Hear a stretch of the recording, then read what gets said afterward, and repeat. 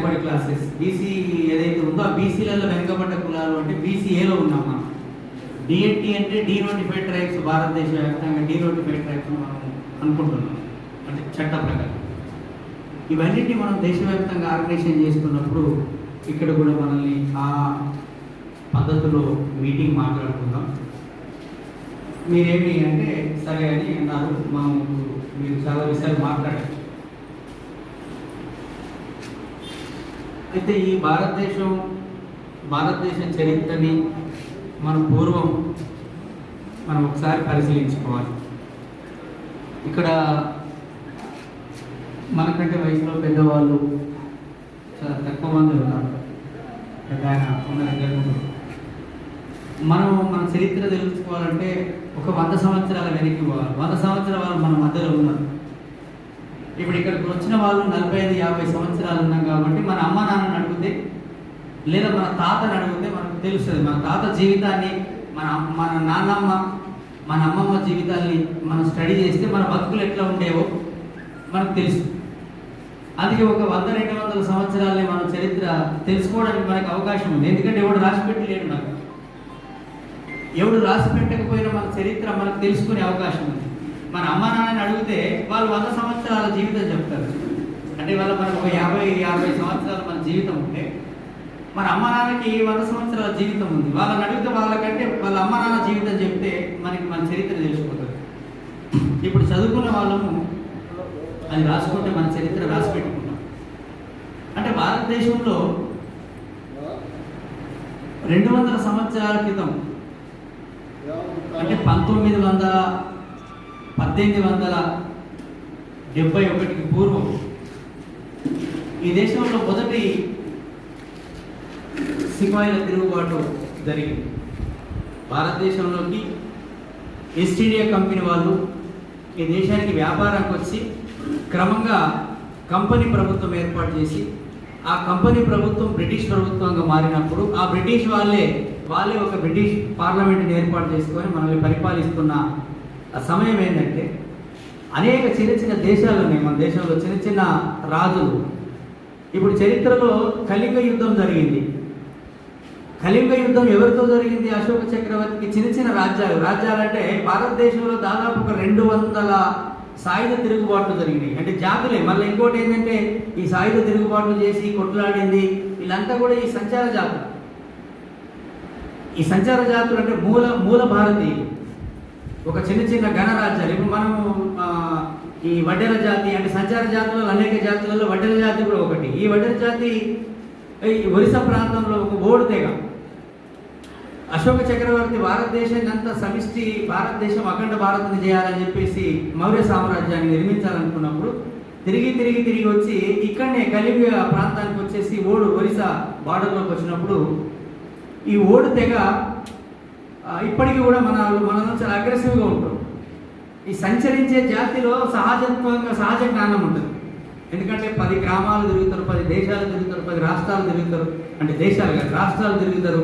దేశమంతా వీళ్ళకి తిరిగే జ్ఞానం ఉంటుంది కాబట్టి వీళ్ళు చాలా అగ్రెసివ్గా ఉంటారు. మీరు మనం చూస్తే మన జాతులలో ఎవరు కూడా లొంగడు. అవసరమైతే ఆ ఊరికి వెళ్ళిపోతాడు కానీ వెళ్ళడు. అయితే ఎప్పుడైతే స్థిర నివాసాలు మన మీద ఏర్పడ్డాయో, స్థిర నివాసాలు లేనప్పుడేమో మన మీద పోలీసు దమనకాండ ఉండేది. ఇప్పుడు నా చిన్నప్పుడు నేను కూడా చూసిన, మనం ఊర్లలోకి వెళితే ఆ ఊరి చివరో ఆ ఊర్లు గుడిసెలు చిన్న గుడారులతో ఉన్న ఊర్లకి ఇల్లు కట్టాలి. వాటికి రాయి అవసరం ఉంటుంది, కంకర లేదా భవన నిర్మాణానికి సంబంధించిన మట్టి పని చేయాలి, లేదా చెరువుల నిర్మాణం చేయాలంటే మన వాళ్ళని తీసుకొస్తే ఊరు బయట ఉంటే ఒక కాంట్రాక్టర్ తీసుకొచ్చేవాడు. ఆ కాంట్రాక్టర్ తీసుకొచ్చినప్పుడు ఆ ఊర్లో పోలీస్ పటేల్, మాలి పటేల్కి మన ఈ గుంపు ఏదైతే మన మేస్త్రి లేదా మనం ఏమంటాం మొకదం అనేవాళ్ళం, ఈ మన మొకదం ఒక 10 కుటుంబాలు, 20 కుటుంబాలు, 50 కుటుంబాలకు ఉన్న పెద్ద మనుషులు 2-3 పోయి ఆ పోలీస్ పటేల్, మాలి పటేల్ దగ్గర పర్మిషన్ తీసుకునే వాళ్ళు. మేము ఇన్ని రోజులు ఉంటాం సారే ఊర్లో. ఆ అన్ని రోజులు ఉంటే ఆ ఊర్లో మనం పన్ను కట్టాలి. పన్ను కట్టించారు. ఒకవేళ దురదృష్టము ఆ మన జాతులు ఎక్కడైతే నివాస ప్రాంతాలు ఉంటాయో ఆ ఉండే ప్రాంతంలో ఏదైనా చిన్న దొంగతనం జరిగితే వీళ్ళని తీసుకుపోయి పోలీస్ స్టేషన్లో వేసేది. ఎంత భయంకరమైన జీవితం ఉండేదంటే ఆ యువకులను తీసుకుపోయి ఎక్కడో దొంగతనాలు జరిగితే యువకులను తీసుకుపోయి పోలీస్ స్టేషన్లో నిర్బంధించి లాకప్ డెత్తులు జరిగితే లేదా పోలీస్ జైళ్ళల్లో వేస్తే వీళ్ళ చిన్న పిల్లలు భార్యలు వలస వెళ్ళిపోయేవాళ్ళు. అంటే వాళ్ళ జీవితం అంతా చిన్నాభిన్నం అయిపోయేది. ఇది మనకు ఒక 50 ఏళ్ళ కింద 20 ఏళ్ళ కింద చూస్తే కనబడుతుంది మన జీవితం. అంటే ఇది ఒక వడ్డెల జీవితం కాదు. ఎరకల, యానాది, దొమ్మర, పిచ్చకుంట్ల, మొండిబండ, పార్ది, ఇట్లా అనేక జాతులు ఏవైతే ఈ సంచార జాతులు ఉన్నాయో ఈ సంచార జాతులన్నింటినీ కూడా బ్రిటిష్ వాళ్ళు భారతదేశానికి వస్తున్నప్పుడు చిన్న చిన్న రాజ్యాలుగా ఉన్నాయి. ఈ రాజ్యాలకి సైన్యం ఉంది. ఒక్కొక్క రాజు దగ్గర 500, 1000, 2 ఎందుకంటే 3000, 4000తో ఒక రాజ్యం ఉండేది, గణరాజ్యాలు. ఈ 3000, 4000 ఉంటే ప్రతి ఇంటికి ఒక సైనికుడు ఉండేవాళ్ళు. వాళ్ళంతా ఈ కింది కులాలు, మన వాళ్ళు. వీళ్ళందరూ ఏం చేసేవాళ్ళు, రాజుకి ఏం చేసేవాళ్ళు, అడవి ఉత్పత్తులు తెచ్చేవాళ్ళు. అడవులలో ఉండేటువంటి సహజ వనరులు ఉత్పత్తులు తీసుకొచ్చి రాజుకి ఇవ్వాలి, పంటలు పండించాలి, ఆ చిన్న చిన్న వేట మాంసం ఇట్లాంటివి తీసుకొచ్చేవాళ్ళు. అప్పుడు ఏముంటే అంతే ఉన్నదంట. ఆ రాజులు అవన్నీ కూడా రాజ్యం దగ్గర బలంగా ఉండేది. వీళ్ళందరూ సైనికులు ఉండేవాళ్ళు, ఆ రాజుల దగ్గర పనిచేసేవాళ్ళు మన వాళ్ళు. అయితే వీళ్ళందరూ కూడా చిన్న చిన్న కర్రలు కట్టలే కదా, వాళ్ళ దగ్గర తుపాకులు వచ్చినాయి. అయితే ఈ సైన్యాన్ని కథం పట్టిస్తే రాజుల్ని మనం వశపరచుకోవచ్చు. అప్పుడు ఈ దేశంలో బ్రిటిష్ రాజ్యాన్ని స్థిరపరచుకోవచ్చు అనేది వాళ్ళ యొక్క కుట్రతోని ఈ దేశంలో ఉన్నటువంటి ఇప్పుడు ఎవరైతే మనం ఈ త్రివర్ణాలు ఉన్నాయో, బ్రాహ్మణులు, వైశ్యులు, అట్లాగే క్షత్రియులు, వీళ్ళందరూ కూడా మనం వాళ్ళు రాజుల దగ్గర చాడీలు చెప్పేవాళ్ళు, మనం రాజుల దగ్గర సైన్యాధిపతులుగా ఉండేవాళ్ళం. అప్పుడు బ్రిటిష్ వాళ్ళ నుంచి ఇంతకంటే ఎక్కువ మజా దొరికింది వాళ్ళకి, బ్రాహ్మణులకు, వైశ్యులకి, క్షత్రియులకి. అప్పుడు ఏం చేశారంటే ఈ సైన్యాన్ని లొంగ తీసుకోవాలి లేదా చంపేయాలి అన్నప్పుడు వాళ్ళు ఈ సైన్యం మీద దాడులు చేశారు. రాజుల్ని నిర్బంధించినప్పుడు వీళ్ళు గెరిల్లా యుద్ధం చేశారన్నమాట. ఈ డీనోటిఫైడ్ ట్రైబ్స్గా ఎవరైతే మన నోటిఫైడ్ ట్రైబ్స్గా వీళ్ళని ఏం చేశారు, 1871లో వీళ్ళని అంచాలి, వీళ్ళని చంపేయాలంటే ప్రపంచం వేరే దేశాల్లో కూడా అంగీకరించవు కాబట్టి, లేదా భారతదేశంలో ఇతర ప్రజలు కూడా వ్యతిరేకిస్తారు కాబట్టి వీళ్ళని నేరపూరితమైన జాతుల కింద ప్రకటించారు. ఇది 1871లో నేరపూరితమైన జాతులు. ఈ జాతులు దాదాపు 200 జాతులు ఉంటాయి. ఈ జాతులలో ఇవన్నీ వస్తాయి రకరకాల పేర్లతో. అనేక అడవి ప్రాంతాల్లో ఉత్పత్తి అడవి ఉత్పత్తులు తినేవాళ్ళు. అయితే ఇంకా చాలా మంది మన దగ్గర చాలా మంది పోలీసులు వస్తారు, సివిల్లో వచ్చి అక్కడ దూరంగా కూర్చుంటారు. లేకపోతే ఇప్పుడు నక్సలైట్లు ఉన్నప్పుడు కానీ, లేదా ఇప్పుడు మన సైన్యం మన సరిహద్దులో భారతదేశం మీద దాడులు చేయడానికి వచ్చినప్పుడు మారువేషాలలో మన సైనిక మన ఇంటెలిజెన్సీ పనిచేస్తుంది. అట్లా మన వాళ్ళు కూడా ఈ సంచార జాతులలో ఉండే వాళ్ళందరూ కూడా ఇంకొక రాజ్యానికి ఇంకొక రాజ్యంలో యుద్ధం జరిగితే వేరే పక్క రాజ్యంలో పోయి మన వాళ్ళు సంచరించి భిక్షాటన చేస్తూ, లేదా రాళ్ళు కొడుతూ, లేదా మట్టి పనులు చేస్తూ, లేదా ఇంకొక రకరకాల లేదా మన ఎరక చెప్పుతూ ఎరకల ఇవన్నీ వాళ్ళ వృత్తిని బట్టి వాళ్ళకి పేరు వచ్చేటట్టు మనం చూస్తున్నాం చరిత్రలో చదువుతాయి. అయితే వాళ్ళందరూ కూడా ఈ రాజ్యం కోసం, అంటే ఈ గుంపుని కాపాడడం కోసం, ఈ రాజ్యాన్ని కాపాడడం కోసం వాళ్ళు ఇంటెలిజెన్సీగా అట్లా వాళ్ళు క్రమంగా ఎప్పుడైతే ఈ బ్రిటిష్ వాళ్ళు ఈ రాజుల్ని అంటే సంస్థానాలు, ఇప్పుడు మన తెలంగాణలో అయితే నిజాం సర్కార్ వచ్చాడు, నిజాం సర్కార్ మీద వాడు అన్ని మన భారతదేశం స్వాతంత్రం వచ్చిన తర్వాత కూడా నేను గర్వంగా ఉన్నప్పుడు ఎట్లయితే మన యూనియన్ గవర్నమెంట్ సైన్యం వచ్చేట్లయితే వాళ్ళ మీద దాడి చేసిందో, అట్లా బ్రిటిష్ వాళ్ళు సైనికులు వచ్చి అట్లా క్రమంగా చేశారు. మన అల్లూరి సీతారామరావు సినిమా చూస్తే గుర్తొస్తుంది, ఇంకా చాలా కొన్ని సినిమాలు మనకు. అయితే ఇదంతా చరిత్ర మనకు రాయలేదు. ఎప్పుడైతే ఇప్పుడు మన దాంట్లో పుట్టినటువంటి వాళ్ళు, మన ఈ జాతులలో పుట్టినటువంటి వాళ్ళు చరిత్ర బ్రిటిష్ వాళ్ళు రాసిన కాగితాలు ఏవైతే బయటపడుతున్నాయో, ఓహో ఇవంతా కూడా ఇంకా చాలా సందర్భాల్లో భగత్ సింగ్, ఇటు అల్లూరి సీతారామరాజు సినిమాలు చూస్తే అర్థమైంది. భగత్ సింగ్ ఇంకా కొంతమంది సైనికులు వీళ్ళందరూ కూడా బ్రిటిష్ సైన్యాల మీద ఎక్కడైతే వీళ్ళ ఆయుధ కర్మాగారాలు ఉండేవి, లేదా వీళ్ళ యొక్క మన దగ్గర ప్రజల నుంచి గుంజుకుపోయిన తిండి గింజలన్నీ ఒక దగ్గర పెడితే ఈ విప్లవకారులు పోయి దాడులు చేసి వీళ్ళందరినీ మన దాంట్లో ఈ ప్రజల అడవి ప్రాంతాల్లో ఉండే ప్రజల వాళ్ళ యువకుల్ని తీసుకొని పోయి ఈ బ్రిటిష్ సైన్యం మీద దాడి చేసేవాళ్ళు. దాడి చేసినప్పుడు ఆయుధాలు ఏమో విప్లవకారులు తీసుకుపోయేవాళ్ళు. ఇక్కడ కూడా మన దగ్గర అప్పుడప్పుడు నక్సలైట్లు చేసేవాళ్ళు గతంలో. ఆ తిండి గింజలు అక్కడ ఉన్న బట్టలు ఏమన్నా ఉంటే అక్కడ ప్రజలకు ఇచ్చిపోయేవాళ్ళు. అట్లా ఎవరెవరైతే ప్రజలకు ఇచ్చారో ఆ ప్రజలందరి మీద కేసులు పెట్టేవాళ్ళు. అట్లా వీళ్ళందరినీ తీసుకుపోయి ఏం చేశారు, పెద్ద ఎత్తున సెటిల్మెంట్ క్యాంప్స్ పెట్టి వీళ్ళందరినీ నేరస్తులుగా పట్టుకొని ఒక పేద తిరుగుల వీళ్ళతో పెద్ద పెద్ద గోడలు కట్టించి ఆ గోడలలో స్త్రీ పురుషులు అందులో వేసేసి వీళ్ళందరినీ ఎక్కడన్నా పక్క రాజ్యం మీద దాడి చేయాలనుకున్నప్పుడు సైన్యాలు లేదా మనకు స్వతంత్ర పోరాటం కోసం జరిగే మన ఉద్యమాలు జరిగితే అక్కడ పెద్ద కోట గోడల నిర్మాణానికి వీళ్ళని వాడేవాళ్ళు. ఎవరిని వాడేవాళ్ళు? ఈ రాయి పని చేసేటువంటి ఒడిలందరినీ రాళ్లతో పని చేయించేవాళ్ళు. ఇతర రకరకాల వృత్తులు చేసేటువంటి వాళ్ళందరితో చిన్న మట్టి పని చేయడం లేదా వాళ్ళకి మోతలు మోయించండి, ఇట్లా ఈ రకంగా చేసేవాళ్ళు అనేది మనకు చరిత్ర చదువుతూ చెప్తుంది. ఇప్పుడు పెద్ద పెద్ద మనం చూస్తుంటాం. అసలు అంత పైకి ఎట్లా ఇప్పుడు మనం ఇప్పుడు హైదరాబాద్లో కానీ లేదా ఇప్పుడు నాగార్జున సాగర్ కానీ లేదా ఇప్పుడు తిరుపతి వెంకటేశ్వర గుట్ట మీద అంత మీదకి ఎట్లా పోయినాయి బండలు? ఒక పెద్ద పెద్ద ఇవాళ క్రేన్లతో లేపేటువంటి ఎట్లా పోయినాయి అంటే వందల మందితో తాళ్ళు కట్టి మన వాళ్ళని కట్టుబానిసాలు అక్కడ కట్టుబానిసల్ని తీసుకుపోయి అక్కడ చేసేవాళ్ళు.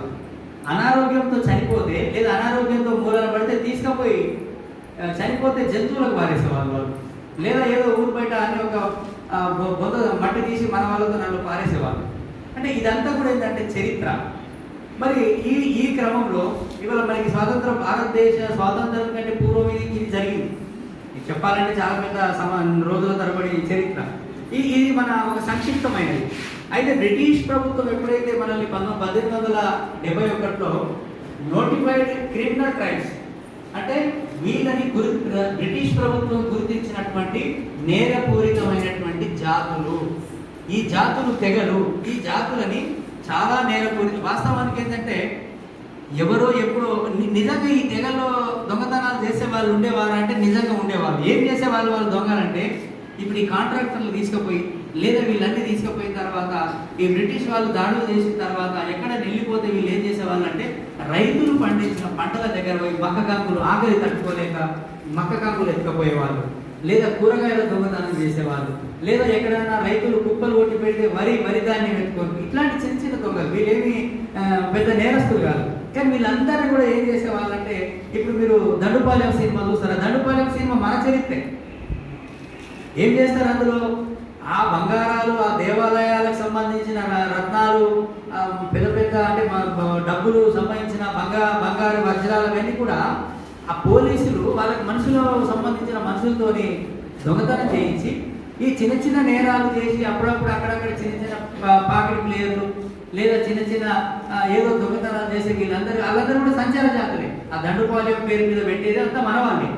ఆ పేర్లను పెట్టేసి వీళ్ళని తీసుకుపోయి చంపేసేవాళ్ళు, లేదా వీళ్ళందరినీ తీసుకుపోయి జైళ్ళలో సంవత్సరాల తరబడి జైళ్ళలో పెట్టేవాళ్ళు. అంటే కేసు కావాలి కదా పోలీసులకి. లేదంటే వీళ్ళని కొట్టి ఏదైనా బంగారు షాప్ చూపించండి, ఆ బంగారు షాప్ చూపిస్తే వీళ్ళు అన్యాయంగా ఒక షాప్ అయిన పేరు చెప్తే మళ్ళీ వీళ్ళు ఊర్లో ఉండాలి కదా, జైలుకి వెళ్ళగా వీళ్ళు పారిపోరు. ఎందుకంటే వాళ్ళు కొట్టి చంపుతారు వీళ్ళని. అన్యాయంగా బంగారు షాప్ అయిన దగ్గరికి పేరు చెప్తే బంగారు షాప్ అయిన దగ్గర పోలీసులు రికవర్ చేసుకుంటారు. ఇట్లా మన చరిత్ర ఏంటంటే అసలు ఎవడు లేనటువంటి ఒక ఇటు గ్రామస్థాయి, గ్రామానికి ఆనుకోని లేదు మన లైఫ్. అటు ఫారెస్ట్ ప్రాంతంలో ఉంటే గిరిజన జీవితం కాదు మంది, ఇటు గ్రామీణ జీవితం కాదు, గిరిజన జీవితం ఎప్పుడు నిరంతరం సంచరించేవాళ్ళం. ఎప్పుడైతే 1983లో ఈ తెలుగు రాష్ట్రంలో ఎన్టీ రామారావు ముఖ్యమంత్రి అయినప్పుడు ఈ తెలుగు క్రాంతి కింద ఇళ్ల స్థలాలు, ఇళ్ల నిర్మాణం ఎప్పుడైతే జరిగిందో అప్పుడు మనం వలస ఆగిపోయింది. ఆ తర్వాత మన వృత్తి కూడా ఆగిపోయింది అక్కడికి. ఎందుకంటే రోడ్లు వేసేసాం, కాశ్మీర్ నుంచి కన్యాకుమారి వరకు మనం తిరిగాం. అందుకే మీరు దక్షిణ భారతదేశం అంతటా తెలంగాణ, ఆంధ్ర, మహారాష్ట్ర, కర్ణాటక, తమిళనాడు, గుజరాత్, కేరళ ఈ మొత్తం రాష్ట్రాలలో మనం తెలుగు మాట్లాడుతాం. మన మాతృభాష తెలుగు భాష, తెలుగు మాట్లాడుతాం. అంటే ఆయా రాష్ట్ర లాంగ్వేజ్లో ఆ తెలుగు తెలుగు అర్థమవుతుంది మనకి. అంటే ఉత్తర భారతదేశంలో కూడా మన ఇంటి పేర్లు ఒకటే ఉంటాయి. వేముల, దండ్ల, ఇడగొట్టి, ఇంకా మన విరగదిండ్ల, ఉప్పు, ఇట్లా చాలా ఉంటాయి. పల్లపు, పీట్ల, ఇవన్నీ కూడా మన ఆల్ ఇండియా అధ్యక్షుడు పీట్ల వాళ్ళు అక్కడ మార్చారు. అక్కడ మరాఠీలో విట్కర్ అని పెట్టుకున్నాడు ఆయన. ఇప్పుడు నేను నా ఇంటి పేరు ఏంటి? దండుగరా, కానీ అది మారిపోయింది, దండి అని వచ్చేసింది. ఇప్పుడు నా పిల్లలు దండి, మా కుటుంబ సభ్యులు, మా అన్నదమ్ములు వాళ్ళందరూ దండిగా మారిపోయింది దండి ఇంటి పేరు. ఇప్పుడు వేముల అనేది ఒక ఆధునీకరించబడ్డది. మనం చదువుకున్నాం కాబట్టి అది ఒక అప్లికేషన్లో రాయాలనుకున్నప్పుడు దాని ఒక క్రమం. ఇప్పుడు ఏం పెట్టారు అంటే ఈ కులాన్ని ఏం పెట్టే వాళ్ళు పిలిచేవాళ్ళు వడ్డీలు, వడ్డేలు. ఏంది అది పేరేంటి? వడ్డేంది, వడ్డీలేంది, వడ్డీలేంది.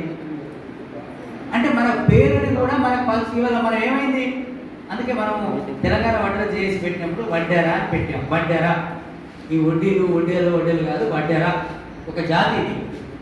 ఈ వడ్డెర అనేది ఇప్పుడు అందరం కూడా వడ్డెర జాతి అనేది సరే ఒక అనుకున్నాం. ఎందుకు జాతి అంటున్నాం అంటే కులం కాదు, వాస్తవానికి అనేది ఏ కులానికి కూడా ఈ భారతదేశంలో కులం కాదు. మీరు మహారాష్ట్రలో అంబేద్కర్ రాసిన దాంట్లో జాత్పాత్ తోడక్ మండలి అని ఉంటుంది. నువ్వు మహారాష్ట్ర నువ్వు పొద్దున ఏ ఛానల్ చూసినా అక్కడ జాతి అని మాట్లాడతారు. నువ్వు మనలు కూడా తిట్టుకునే బదులు నీ జాతి రా ఇట్లా రా, నీ జాతి అని తింటావు. అంటే ఒక జాతులు ఇవన్నీ తెగలు. ఎందుకంటే ఇవాళ వడ్డర్లకి కానీ, సంచార జాతులకు కానీ, బీసీలలో కింది కులాలన్నిటి కూడా, దళితులకి కానీ వీళ్ళకి ఒక ప్రత్యేకమైనటువంటి సంస్కృతి ఉంటుంది. మన దాంట్లోనే ఇవాళ ఈ కులాలలో ఇప్పుడు వడ్డర్లలో బ్రాహ్మణులు ఎప్పుడు పెళ్లిలు కానీ లేదా మనకి పురోహిత్యం కానీ మనకు చేయలేదు. చేసేవాడా మనకి? మనకి బ్రాహ్మణులు వచ్చి పెళ్లి చేశారా? పూర్వకాలం చేసే కాదు. మన దాంట్లోనే ఒక 2 కులాలు దేవకుల ఇంకొక కులం పెట్టి మన వాళ్ళే పెళ్లికి మంత్రాలు చదవడం కానీ లేదా మంచి చెడుకు మన వాళ్ళే మాట్లాడుకుని. కానీ మన ఇప్పుడు ఏంటి పరిస్థితి? ఏదైతే మన జీవితాలు ఇట్లా మార్చారో, ఏదైతే మన ఈ దుస్థితి కారణమైనటువంటి ఒక బ్రాహ్మణ మంత్రాల్ని మనం ఇప్పుడు ఏం చేస్తున్నాం? చదువు రాకంటే ముందు కాకరకాయని, చదువు వచ్చిన తర్వాత కేకరకాయని మొదలు పెట్టాం. మనం వాళ్ళని పిలిపించుకొని పూజలు చేయించుకోవడం లేదా వాళ్ళని పిలిపించుకొని ఇది చేసుకోవడం. అంటే నేను ఇక్కడ వ్యతిరేకించాను, విషయం చెప్తున్నా, మళ్ళీ మీరు వేరేగా అనుకోవద్దు. మన విషయాన్ని మన చరిత్రగా చెప్పుకోవాలి, లేకపోతే మనం అన్యాయం చేసిన వాళ్ళం. అందుకే మన జీవితాలు ఇట్లా ఈ మొత్తం మనతో పాటు ఈ జాతులన్నీ కూడా ఇవాళ భారతదేశం అంతా కూడా 193 జాతులని 18 స్వాతంత్రం వచ్చిన తర్వాత కూడా మనం ఇప్పటికీ నిన్న మొన్నటి వరకు ఈ రోజు కూడా బ్రిటిష్ చట్టాలే మనల్ని అనుసరిస్తుంటాయి. ఇవాళ మేము ఉత్తర తెలంగాణ జిల్లాలో నిజామాబాద్లో నేను 1996లో ఒక పెద్ద పోరాటం చేశాం. ఇప్పటికి కూడా అక్కడక్కడ ఏం చేస్తాయి, అక్కడ దొంగలు ఉన్నారు జాగ్రత్త అని పెడతారు. అందులో అన్ని కులాలు ఉంటాయి. కానీ ఆ 3 ఉంటే అందులో 10 మంది ఉంటే 10 మందిలో 3 ఉంటే ఆ 3 పేర్లు పెడతారు, 4 పేర్లు పెడతారు. వడ్డెర, మొండిబండ, దొమ్మర, ఆ పక్క ఇంకా రెడ్డి కూడా ఉంటాడు, రెడ్డి అని పెట్టాడు ఆ పేరు. ఇంకో బాపునోడు, కోమటోడు వాళ్ళ పేరు పెట్టాడు. ఈ కులాల పేరు పెట్టే చూసి జనాలకి ఏమనిపిస్తావు? దొంగతనాలు చేసి ఈ ఫలానా రెడ్డి వడ్డెర్లే చేసే ఉంటారు, లేదా ఫలానా దొమ్మలు చేసే ఉంటారు, లేదా ఫలానా మొండిబండ చేసే వాళ్ళు ఉంటారు, లేదా ఇట్లా. అంటే సమాజంలో మనల్ని ఈ జాతులని ఒక హీనమైన స్థితికి తీసుకొచ్చింది ఈ వ్యవస్థలో.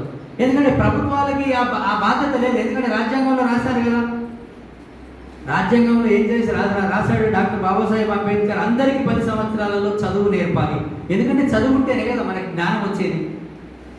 నేను 4 అక్షరాలు చదువుకున్నాను, అంబేద్కర్ జీవితాన్ని చదువుకున్నాను, మహాత్మా జ్యోతిబా ఫులే జీవితాన్ని చదువుకున్నాను, బుద్ధుడి జీవితం చదువుకున్నాను. కాబట్టి మీ అందరికీ చెప్పగలుగుతున్నాను. నేను కూడా మీ జాతుల్లో పుట్టినది కదా. అంటే మనకి జ్ఞానం అనేది ఎక్కడి నుంచి వస్తుంది అంటే మన చరిత్ర చదువుకోవడం మూలంగా జ్ఞానం వస్తుంది. ఇవాళ మన ప్రజలు పడ్డ బాధల్ని మనం తెలుసుకోవడం మూలంగా జ్ఞానం వస్తుంది. ఇవాళ ఎంతగానో అసలు ఈ దేశానికి ఈ భవనం నిర్మాణం అయితే దీనికి పిల్లర్స్ పడ్డారు. ఇవాళ ఈ దేశంలో రైల్వే మార్గాలన్నీ కూడా ఇవాళ ఈరోజు మిషనరీస్ వచ్చినాయి. ఇవాళ ఈ దేశంలో కాశ్మీర్ నుంచి కన్యాకుమారి వరకు రైల్వే మార్గాలు ఏర్పడ్డాయి. ఆ రైల్వే మార్గాలలో కంకర, ఆ వడ్డెర్ల నెత్తులు చెమటతో తడిసినటువంటి ఆ కంకర నుంచే ఈ దేశానికి రైల్వే మార్గాలు ఏర్పడ్డాయి. ఇలా కాశ్మీర్ నుంచి కన్యాకుమారి వరకు గల్లీకి అడవుల నుంచి వంకల నుంచి పెద్ద పెద్ద మహా అడవుల నుంచి రోడ్లు ఏర్పడ్డాయంటే ఈ రోడ్ల దగ్గర చిన్న చిన్న గుడిసెలు వేసుకొని బతికినటువంటి వడ్డెర్లు, వాళ్ళ నెత్తురు చెమటతో ఈ రోడ్లు నిర్మించబడ్డాయి. అట్లాగే ఇతర తెగలు, లంబాడీలు కానీ ఇంకో కానీ వాళ్ళు దానికి సహాయంగా వచ్చేవాళ్ళు, ఆ రోలర్కి నీళ్లు పోసేవాళ్ళు, ఇంకా పనులు చేసేవాళ్ళు.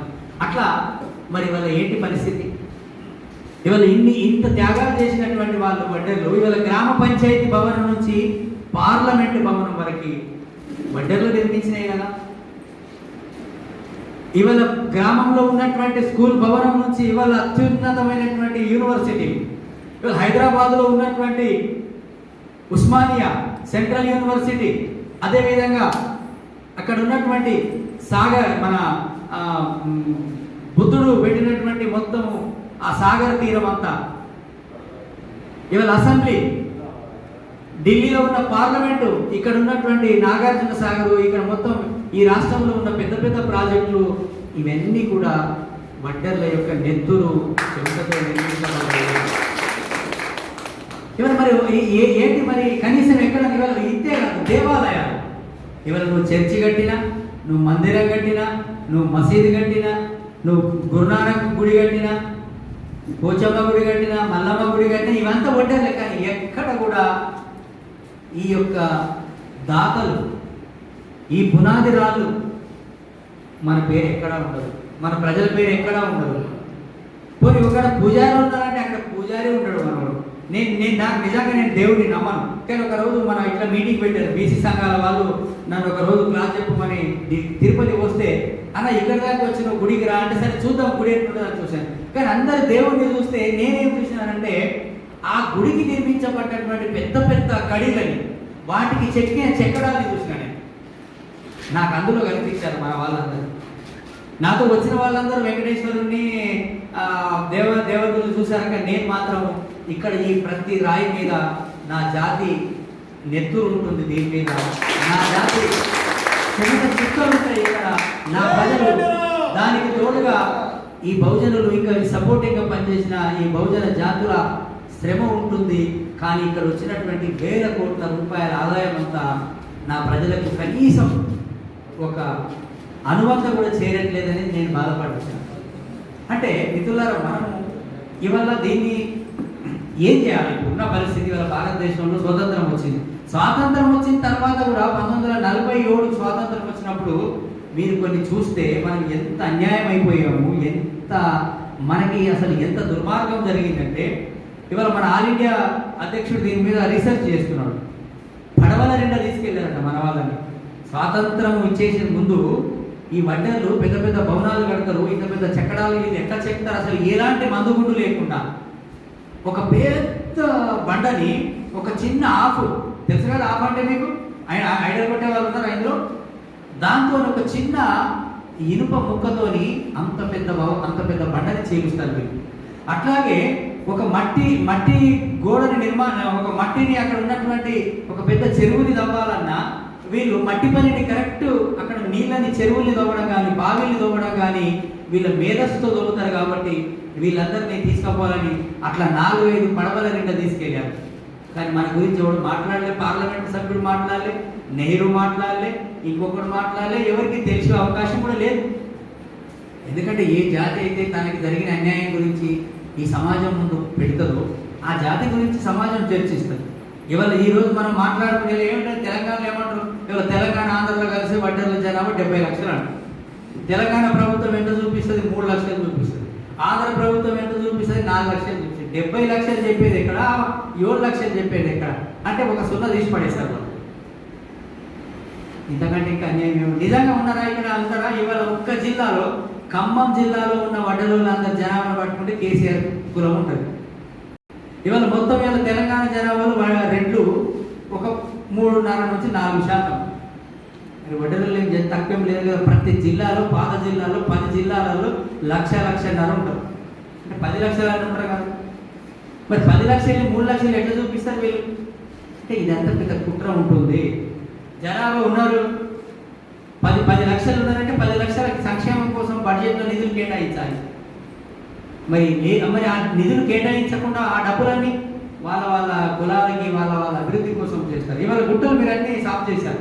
మట్టి పట్టి ద్వారా, రాళ్ళు కొట్టడం ద్వారా, డైమండ్స్ పెట్టి పేర్చడం ద్వారా మనం అన్ని గుట్టలు సాఫ్ చేస్తే ఆ గుట్టల దగ్గరికి అగ్రకులపల్లి వచ్చి దాన్ని పట్టాలు చేసుకున్నాం. రెడ్లు, కమ్మలు, వెల్మలు, బ్రాహ్మణులు, కోమట్లు ఆ గుట్టల్ని చేసుకుంటే మనం అక్కడ గుట్టలు సాఫ్ చేస్తాం, ఇంకో దగ్గరికి వలస వెళ్ళిపోతాం. అక్కడ క్రషర్స్ పెడతాం, ఆ క్రషర్ ఆ వర్క్ అంతా జరుగుతుంది. మళ్ళీ ఇవాళ ఎక్కడికి వెళ్ళారు? ఇక్కడ ఈ వడ్డర్లందరూ ఎక్కడ పోయారు? ఈ సంచార జాతులలో ఇతర సంచార జాతులను ఎడిపోయారంటే వీళ్ళంతా హైదరాబాద్లో పని మనుషులుగా మారిపోయారు. వీళ్ళ పిల్లలందరూ చిన్న వృత్తులు చేసి వాళ్ళందరూ తండ్రులందరూ వాచ్మెన్లుగా మారిపోయారు. వాళ్ళ తల్లులందరూ ఊర్లలో బంగ్లాలలో పని మనుషులుగా మారిపోయారు. అంటే ఏమైపోయింది? మన గురించి ఏమైంది?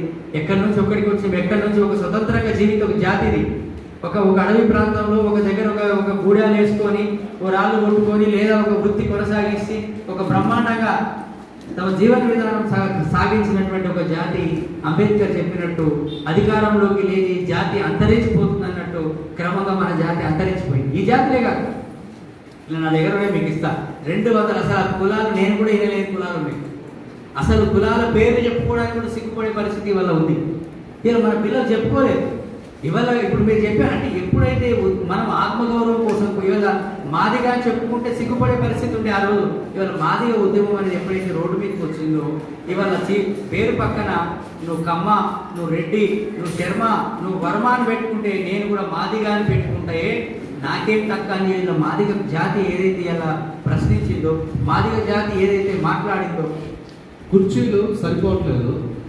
ఇప్పుడు వచ్చిన వాళ్ళు నిలబడతాం, ఎందుకంటే వచ్చిన వాళ్ళు నిలబడతాం. కుర్చీలు ఖచ్చితంగా బయట తెప్పేయండి. అయితే ఈరోజు కుర్చీలు కావాలి. చాలా మంది బయట నిలబడరు, కుర్చీలు లేరు, లోపలికి వస్తున్నారు. కుర్చీలు తెప్పేయండి, సరిపోతుంది. అయితే ఈ జాతులకు సంబంధించి ఇవాళ ఏదైతే ఇవాళ లంబాడీలు ఇవాళ ఆత్మగౌరవం కోసం నిలబడ్డారు కాబట్టి వాళ్ళ వైపు ప్రభుత్వం చూస్తుంది. ఇవాళ ఇక్కడే కాదు, మీరు గుజరాత్లో పటేళ్ళు, మరి ఇతర ప్రాంతాల్లో బీహార్లో, అదేవిధంగా ఇతర ప్రాంతాల్లో కూడా అక్కడ ఉన్నటువంటి బీసీలు, ఓబీసీలు మాకు రిజర్వేషన్ కావాలని కొట్లాడుతున్నారు. మరి మనం ఏదైనా కొట్లాట అంటే ఎట్లా? మనం ఏమి నక్సలైట్ లాగా తుపాకులు పట్టుకొని లేదా రోజు రోడ్ల మీద పోయి ప్రభుత్వానికి వ్యతిరేకంగా పెద్ద ఎత్తున బస్సులు తగలబెట్టేసి లేకపోతే ప్రభుత్వ ఆస్తులు ధ్వంసం చేయడం కాదు ఉద్యమం అంటే. మన ప్రజల్ని చైతన్యవంతం చేయాలి. ఈ ప్రజలకు చైతన్యం చేయడానికి ఒక నాయకుడు కావాలి, ఒక నాయకత్వం ఉండాలి. ఈ నాయకత్వం అంటే ఎట్లా ఉండాలి? ప్రజల పట్ల ఒక జవాబుదారీగా ఉండాలి. ప్రజల కోసం తమ టైంని, తమ సమయాన్ని, తమ కుటుంబానికి ఇచ్చే సమయాన్ని ఈ ప్రజలందరూ తమ కుటుంబంగా భావించి తన ప్రజల కోసం పనిచేయడం కావాలి. అదేవిధంగా ఈ ప్రజల్ని ఈ జాతుల పుట్టిన ప్రజల్ని ఐక్యం చేస్తూనే వీళ్ళందరినీ కూడా పక్కా ఉన్నటువంటి సోదర జాతుల్ని కూడా మనకి కలిసి వచ్చే విధంగా, మనకేదైనా కష్టం వస్తే వాళ్ళు రావడం, వాళ్ళకి ఏదైనా కష్టం వస్తే మనం కూడా వాళ్ళకు తోడుగా నిలబడడం అనేది మనం నేర్చుకోవాలి. ఇవాళ మీరు చూస్తారు రాష్ట్రంలో ఈ సంఘాలు ఉన్నాయి కదా, మన వాళ్ళందరూ ఈ సంఘాలు ఎప్పుడైనా ఇప్పుడు అనేక ఎస్సీ, ఎస్టీ, బీసీ, మైనార్టీ సంఘాల ధర్నాలు జరుగుతాయి. బీసీల సంఘాలు ఎవరన్నా మనోళ్ళని వీళ్ళగా చూసారా మీరు? ఎందుకంటే వీళ్ళకి ఆ సోయి ఉండదు. వీళ్ళ సోయి అంతా అమాయకమైన ప్రజలకి మీటింగ్లు పెట్టడం, ఆ ఒక ఎమ్మెల్యేనో ఒక మంత్రికో సన్మానం చేయడం, ఒక పూలదండ కప్పడం, ఇంటికి పోవడం, అది కాదు కదా. ఇవాళ మనం ఈ గుట్టలు, ఈ క్వారీలు, ఈ గనులని ఇక్కడ మనకు వాటా ఉండాలి. వాస్తవానికి ఎవరు వచ్చారు మన గనుల్లోకి, మన క్వారీలోకి, మన భూముల్లోకి ఎవరు వచ్చారు? రెడ్లు, కమ్మలు, వెల్మలు వచ్చారు. వేల కోట్లు సంపాదించారు. ఇవాళ ఇక్కడ ఉన్న గనుల్లో ఎవరున్నారు? ఇవాళ ఈ కరీంనగర్లో ఉన్న క్వారీలు ఎవరున్నారు? ఈ వరంగల్లో ఉన్న క్వారీలు ఎవరున్నారు? ఈ బొగ్గు గనుల్లో ఎవరున్నారు? ఈ బొగ్గు బావుల్లో ఎవరున్నారు? ఈ ఇసుక ఎవరి చేతిలోకి వెళ్ళిపోయింది? ఎందుకంటే ఎవరి చేతిలో డబ్బులు ఉండేవో వాళ్ళకి అధికారం వస్తుంది. అధికారం ఎవరి చేతిలో ఇలా చూశారు కదా మీరు, హైదరాబాద్లో చూస్తున్నారు. ఒక 2 కులాలు వెలమ, కమ్మ, వాళ్ళు కొనుక్కోవడానికే వాళ్ళు 1000 కోట్లు కాదు 1,00,000 కోట్ల రూపాయలు పెట్టి ఒక ఆఫీస్ కట్టుకొచ్చుకోవాలి. కానీ వాళ్ళు ఏం చేశారు? హైటెక్ సిటీ ప్రాంతంలో 1,000 కోట్లతో ఇద్దరు కలిసింది. వాళ్ళ కులం ఎంత? వాళ్ళ పర్సెంటేజ్ ఎంత? ఎట్లా తీసుకుంటారు వాళ్ళు? తెలంగాణలో బీసీలు 60%, అందులో మున్నూరు కాపులు, పద్మశాలీలు, యాదవులు, గౌండ్లు ఉంటారు. ఆ తర్వాత గంగపుత్రులు, వడ్డేర్లు, చాకలి, మంగలి ఇట్లాంటి కులాలు వస్తాయి. మరి ఈ రేషియో ప్రకారం పంచితే ముందు ఆ 3 కులాలకు 500 కోట్లు ఇచ్చి మనకు 100 కోట్లు ఇవ్వాలి కదా. కింది కులాలకు దళితులు 18% ఉన్నారు. ఆ దళితులకు కూడా 18% పంచాలి కదా. మరి ఎవడొక్క సొమ్మిది మీరు 1000 కోట్లు తీసుకుంటారు? అసలు ఆ హైటెక్ సిటీ ఉన్న బండలు తీసింది మేము, ఆ హైటెక్ సిటీని మొత్తం చదువు చేసింది మేము, ఆ హైటెక్ చుట్టూ ఉన్న మొత్తం అక్కడ ఉన్నట్టు ఆ సంపద సృష్టించింది మేము. కానీ మా ప్రజలకు మట్టుకు ఎక్కడో ఊరు బయట పల్లెర్ల జాగా ఏదో బండలు పనికిరాని భూములు ఇచ్చి వాళ్ళు 1000 కోట్ల భూమి తీసుకున్నారు ఇద్దరు. అంతకుముందు పోయిన సంవత్సరము రెడ్లకు 10 ఎకరాలు 10 కోట్లు ఇచ్చారు. ఈ కులాలన్నిటి కలిసి ఆత్మగౌరవ భవనాలు అన్నారు. అవి ఆత్మగౌరవ భవనాలు కావు, అవి బానిస భవనాలు. అక్కడ బానిసల్ని తయారు చేస్తారు. ఆ బానిసలందరూ కూడా రేపు అధికారం ఏ పార్టీ అయినా కానీ, మన ఈ పార్టీ ఆ పార్టీ అనట్లేదు. ఇక్కడ మీరు కూర్చున్నారు, ఇక్కడ ఇది మీ ఆత్మగౌరవ భవనం. మీ శ్రమ నుంచి మీరు మీరు రూపాయి జమ చేసుకొని ఈ శ్రమ నుంచి ఇది ఆత్మగౌరవ భవనం. అందుకే మిత్రులారా, ఇవాళ నేను మీ అందరికీ ఒక విజ్ఞప్తి చేస్తాను. ఇవాళ చాలా పేదరికంలో ఉన్నారు మన వాళ్ళు. ఈ దక్షిణ తెలంగాణ నుంచి అందరూ హైదరాబాద్ వలస వెళ్ళిపోయారు. అక్కడ రోజు ఒక్కడన్నా చచ్చిపోతాడు. ఏ పేపర్ రాయదు మన గురించి, ఏ టీవీ చూపించదు, మన ఏ నాయకుడు వాళ్ళ గురించి కొట్టట్లేదు. ఎవరో నాలాంటి మీలాంటి 2-3 అయితే కాదు, లక్షల మంది ప్రజల్ని మనం చైతన్యం చేయాలంటే 100 మంది కార్యకర్తలు తయారు కావాలి. ఆ 100 మంది మీరేదో బ్యాగ్ భుజాన వేసుకొని కుటుంబాన్ని వదిలేసి వెళ్ళాల్సిన అవసరం లేదు. మీ మండలంలో మీరు బతుకుతుంటారు, మీ ఊర్లో మీరు బతుకుతుంటారు, మీ జిల్లాలో మీ ప్రజలకి సమస్య వచ్చినప్పుడు ఆ ప్రజలకు మీరు అండగా ఉండండి, వాళ్ళని చదువుకోమని చెప్పండి. అందుకే డాక్టర్ బాబాసాహెబ్ అంబేద్కర్ చెట్టు కింద చదువుకున్నాడు. ఆయన చదువు స్కూల్కి వెళ్ళి బ్యాగ్ తీసి బయట పడేస్తే నీళ్లు తాగనీయకపోతే కూడా కసితో చదువుకున్నాడు. కులం తక్కువడు కానీ ఆయన నెట్టేస్తే కసితో చదువుకున్నాడు. లండన్ పోయిండు. ఈ ప్రపంచంలో ఎవ్వడు చదవనంత చదువు చదివిండు. కాబట్టి ఇవాళ ఆయన చదివినటువంటి ఆ కసి నుంచి, ఆ పుస్తకాల యొక్క ఆ శక్తి నుంచే నాలాంటి వాడు పుట్టుకొస్తాడు. 100 మంది, లక్షల మంది ఇలా భారతదేశంలో పుట్టుకొస్తారు. అందుకే వాళ్ళ మీరు కూడా మీ బిడ్డలందరినీ ఉన్నత విద్యావంతులు చేయాలి. మన ఆస్తులు సంపాదించాల్సిన అవసరం లేదు. మన వాళ్ళని విజ్ఞానాన్ని తయారు చేస్తే వాళ్ళు సంపాదించుకుంటారు. ఇవాళ మన బిడ్డల కోసము, మన బిడ్డల భవిష్యత్తు చదువు అవసరం ఉంది. ఇవాళ మీరందరూ మన జనాభా ఎంత ఉంది, జనాభా తమాషా ప్రకారం కావాలి కదా. ఇప్పుడు చాలామంది మనం ఎస్సీలో ఎట్లా చేరుస్తారు? ఎస్సీలు ఎవరు చేర్చాలా? ఎస్సీ ఎస్టీలో ఇవాళ ఈ దేశంలో రిజర్వేషన్ని చాలా కుట్రపూరితంగా రద్దు చేయాలని చెప్పేసి కేంద్రంలో బీజేపీ చేస్తుంది. ఇవాళ ఎస్సీ ఎస్టీ బ్యాక్లాగ్ పోస్టులు భర్తీ చేయట్లేదు. ఇవాళ మీకు సెంట్రల్ యూనివర్సిటీలలో 46 సెంట్రల్ యూనివర్సిటీలు దాదాపు రిజర్వేషన్లను తీసేశారు. అది ఓన్లీ ఎస్సీలకే లేదన్న రిజర్వేషన్ అనేది. రిజర్వేషన్ అనేది ఎస్సీలకు 15% ఉంటే బీసీలకు 27% ఉంది. ఇలా బీసీలకు, ఎస్సీలకు, ఎస్టీలకు అందరినీ తీసిపారేసారు. కాబట్టి వాళ్ళు ఉన్న రిజర్వేషన్ తీసేస్తుంటే మన టైం అంతా ఎస్టీలో చేర్చండి, అంతా చేర్చండి. నేను చూస్తుంటే అమాయకులు, వాళ్ళకి తెలియదు. మనకి కావాల్సిందంటే మా జనాభా ఎంతో మా వాటా అంతా ఇవ్వండి. మా జనాభా ఇవాళ ఎస్సీలకు, ఓసీలకు ఇచ్చుకున్న రిజర్వేషన్ ఇచ్చారు, వాళ్ళకి 10% ఇచ్చారు. ఇప్పుడు మొత్తం దేశ జనాభాలో 15% ఉన్నారు అగ్రకులాలు, అది ఓసీలందరూ కలిస్తే. ఆ 15%లో ఇవాళ సినిమా వాళ్ళదే, రాజకీయ పార్లమెంట్ సభ్యులు 19 రాష్ట్రాల నుంచి బీసీలకు ప్రాతినిధ్యం లేదు. పార్లమెంటు వాళ్ళదే, తెలంగాణ అసెంబ్లీ వాళ్ళదే, ఆంధ్ర అసెంబ్లీ వాళ్ళదే. ఒక తమిళనాడు అంటే ఆయన బీసీ, ఆయన అక్కడ ఓసీలకు 2 ఇచ్చిండు. మొత్తం బీసీలు, ఎస్సీలు, ఎస్టీలకు ఇచ్చిండు. మహారాష్ట్ర, ఇతర రాష్ట్రాలన్నీ వాళ్ళే కదా, వాళ్ళు ఉన్నదే 15 మంది. ఆ 15 మంది మొత్తం భారతదేశ సంపద, స్కూళ్ళు వాళ్ళే, ఎడ్యుకేషన్స్ అంటే ఉన్నతమైన విద్య వాళ్ళదే, సినిమా వాళ్ళదే, పెద్ద పెద్ద వ్యాపారాలు వాళ్ళే, ఓడరేవులు వాళ్ళే, విమానాలు వాళ్ళే, బ్యాంకులు వాళ్ళే, రాజకీయ పార్టీలన్నీ వాళ్ళే. ఇంకా ఏం తక్కువ ఉంది? అయినా వాళ్ళకి 10% రిజర్వేషన్ ఇచ్చారు. పొద్దున లేస్తే రిజర్వేషన్కి వ్యతిరేకంగా మాట్లాడతారు. మన వాళ్ళు కూడా కొంతమంది బీసీలకు అర్థం కాక అవును రిజర్వేషన్ వద్దు అంటారు అమాయకులు. రిజర్వేషన్ ఉంది కాబట్టి ఈ రాజ్యాంగం అవసరం లేదంటారు కొంతమంది. ఈ రాజ్యాంగం ఉంది కాబట్టి నేను ఇక్కడ మీతో మాట్లాడగలుగుతున్నాను. ఈ రాజ్యాంగం లేకపోతే దండి వెంకట ఎందుకు వచ్చి బయటకు పంపించేసారు అంటారు. ఈ రాజ్యాంగం అంబేద్కర్ రాశాడు కాబట్టి, ఆ రాజ్యాంగంలో నాకు హక్కు కల్పించింది కాబట్టి ఇవాళ మనం ఇక్కడ కూర్చొని మీకు నేను మనకు జరిగిన హక్కుల గురించి చెప్తున్నాను. మన జాతులు కోల్పోయిన హక్కులు మనం సాధించడానికి ఏం చేయాలని చెప్పగలుగుతున్నాం. రాజ్యాంగం లేకపోతే కొద్ది గొప్ప రిజర్వేషన్ అంటే అక్కడక్కడ మన వాళ్ళు, టీచర్లు, ఏదో ఉద్యోగులు, పోలీసులు, బ్యాంకుల్లో కొంత గొప్ప మనకు రిజర్వేషన్ ద్వారా వచ్చింది కదా, అది కూడా వచ్చేది కాదు కదా. అందుకే మిత్రులారా, ఈరోజు మనము ఈ అంతరించిపోతున్న మన జాతి, అంతరించిపోతున్న మన సంస్కృతి, అంతరించిపోతున్న మన యొక్క ఆత్మ గౌరవాన్ని నిలబెట్టుకోవాలంటే మీరు ఈ సత్తుపల్లి, ఈ ఖమ్మం జిల్లా చాలా రాజకీయంగా చైతన్యవంతమైన జిల్లాలు. కానీ ఇక్కడ చాలా అంటే మనకి ఏ పార్టీ ఉన్నాయి, ఇక్కడ మనల్ని నిలబెట్టే ప్రయత్నం ఎవరు చేయట్లేదు. కానీ మనం నిలబడే ప్రయత్నం చేయాలి, మనమే నిలబడాలి. వీళ్ళ కుల సంఘాలు 2 రకాల నష్టం చేస్తున్నాయి. కుల సంఘాలు అనేవి బహుజన ఉద్యమాన్ని లేదా ఇంకా ఒక ప్రగతిశీల ఉద్యమాన్ని, ఆత్మగౌరవ ఉద్యమాన్ని దెబ్బతీస్తున్నాయి. కానీ కుల సంఘాలు ఆత్మగౌరవాన్ని పెంచే విధంగా, కుల సంఘాలు బహుజన ఉద్యమాన్ని పెంచే విధంగా, కుల సంఘాలు ప్రగతిశీల ఉద్యమాన్ని పెంచే విధంగా, ఉమ్మడి బహుజన ఉద్యమాన్ని పెంచే విధంగా చేయడం కోసమే మనం ప్రయత్నం చేయాలి. ఇవాళ కులము అనేది కులం ఒక కంచె వేశారు. కులం కంచె వేసి ఏం చేశారు? మేమంతా ఈ కులానికి ఒక పార్టీ వచ్చింది, ఆ పార్టీ గంపగుత్తగా ఓట్లు అమ్మేసినాం. గంపగుత్తగా ఓట్లు అమ్మేసినప్పుడు ఎవరు మాట్లాడలేదు.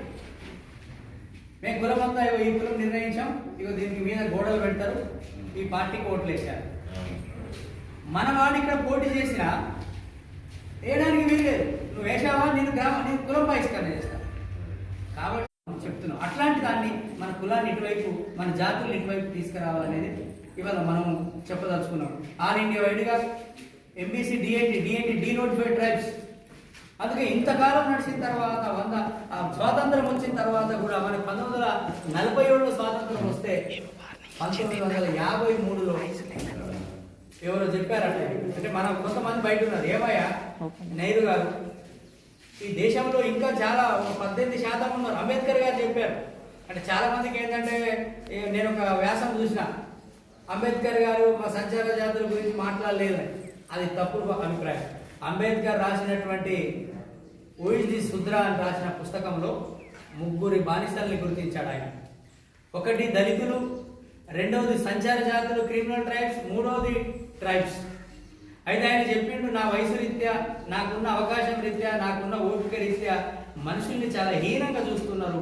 ఈ ట్రైబ్స్ని కానీ, ఈ క్రిమినల్ ట్రైబ్స్ కానీ, వీళ్ళని సమాజంలో పోతే అంటరానితనం లేదు. ఈ దళితులు అని వాడు చెప్పేటువంటి ఈ అంటరాని వాళ్ళకు ఈ రిజర్వేషన్ నేను కల్పిస్తున్నా. కానీ వీళ్ళని కూడా వీళ్ళని కూడా ఒక ప్రధాన సభలోకి తీసుకురావాలి. ఈ జాతులు ఈ అంటరాని వాళ్ళు ఈ 3 రకాల బానిసల్ని సృష్టించింది ఈ దేశంలో ఉన్నటువంటి బ్రాహ్మణీయ వ్యవస్థ. ఒకటి దళితులుగా, ఎస్సీలుగా, అంటరాని వాళ్ళుగా, రెండవది గిరిజనులుగా, వాళ్ళని ట్రైబ్స్గా, మూడవది ఈ క్రిమినల్ ట్రైబ్స్గా అని ఆ పుస్తకంలో ఆయన చెప్పడం జరిగింది. కాబట్టి అవి అన్ని ఒక మనిషి కదా, ఆయన ఆ కులంలో పుట్టాడు, నిత్యం రోజు ఎదుర్కొన్నటువంటి దాన్ని విముక్తి కావాలని ఆ కులం గురించి మాట్లాడు. కానీ ఆయన ఏమి అన్ని తెలిసినటువంటి అన్ని తెలవలేడు. మనిషి అన్నట్టు ఆయన కూడా మనిషే కదా.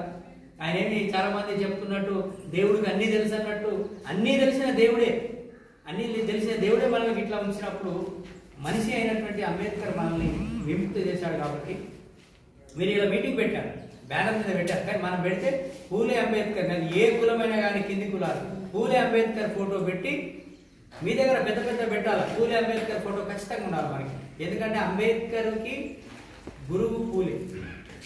ఆ పూలే ఇవాళ ఛత్రపతి శివాజీకి సంబంధించి కొంతమంది బాపనలు పెడతారు. ఛత్రపతి శివాజీ కూడా మన జాతులకు సంబంధించినటువంటి ఒక రాజు, ఒక బహుజన చక్రవర్తి.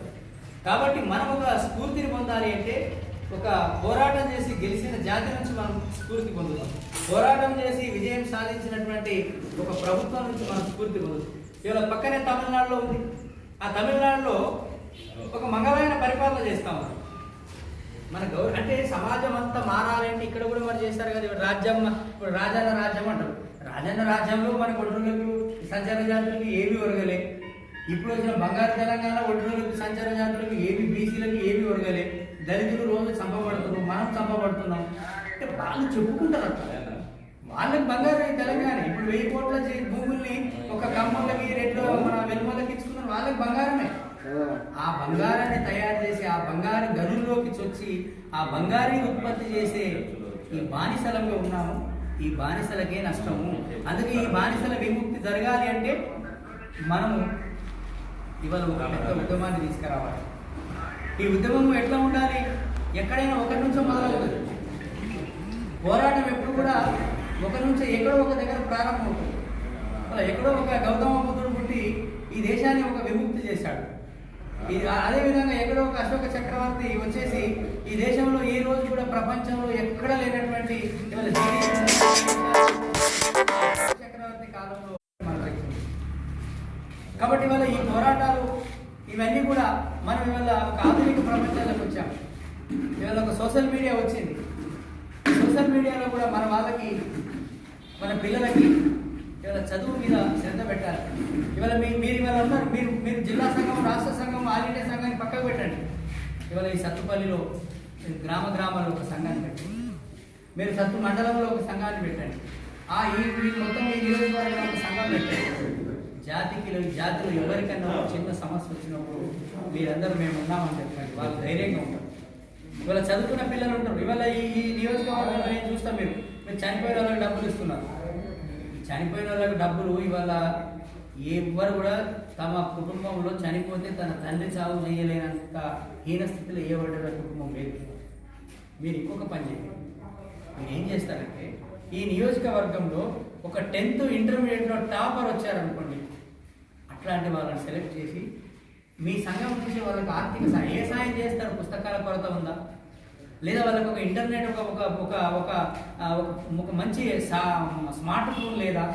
లేదా వాళ్ళకి ఒకటి ఇంకా ఎట్లాంటి సౌకర్యం అట్లాంటి మీరు ఇవ్వండి.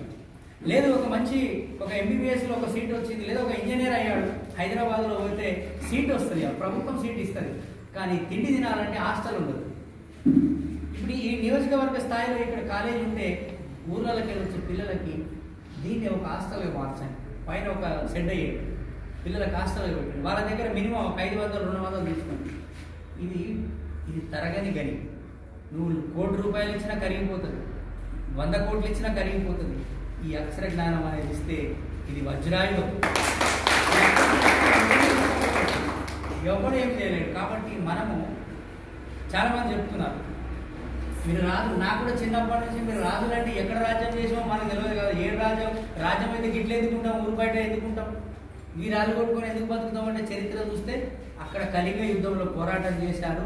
ఆ కళింగ యుద్ధంలో ఓడిపోయిన ఓడితెగ, ఆ ఓడితెగని అట్లా క్రమం చెంది అని ఒక మనకు ఉంది, చరిత్రలో ఉంది. మిగతా చూసినప్పుడు ఈ భారతదేశంలో అనేక జాతులు ఏదైతే 1953లో నెహ్రూ గారి ప్రభుత్వం వచ్చినప్పుడు ఆ ప్రభుత్వం ఆగస్టు 30, 1953లో ఆయన మహారాష్ట్రలో ఒక క్షమాపణ చెప్పాడు. నా దేశానికి స్వాతంత్రం వచ్చిన తర్వాత కూడా నా ప్రజలు ఈ బ్రిటిష్ చట్టాల కింద, క్రిమినల్ ట్రైబ్స్ కింద ఈ దేశంలో దాదాపు 18% ఉన్న ప్రజలు ఇంత అవమానంగా ఉన్నారా? కాబట్టి క్షమాపణ చెప్తూ నోటిఫైడ్ ట్రైబ్స్ని డీనోటిఫైడ్ చేశారు. దాన్నే మనం డిఎన్టీ అంటున్నాం. ఇది రాజ్యాంగబద్ధంగా చేయాలి అనేది దీని మీద పెద్ద పోరాటం జరిగింది. అందుకే మీ అందరు రేపు ఏం చేస్తారు? ఇలా నేను మీటింగ్కి వచ్చిన ఆగస్టు 31 నాడు మీరు మన జాతీయ జెండాని ఎగిరేసి లేదా మనదే ఒక జెండా, మన కమ్యూనిటీ జెండా పెట్టేసి విముక్తి జాతుల దినోత్సవాన్ని జరపాలి.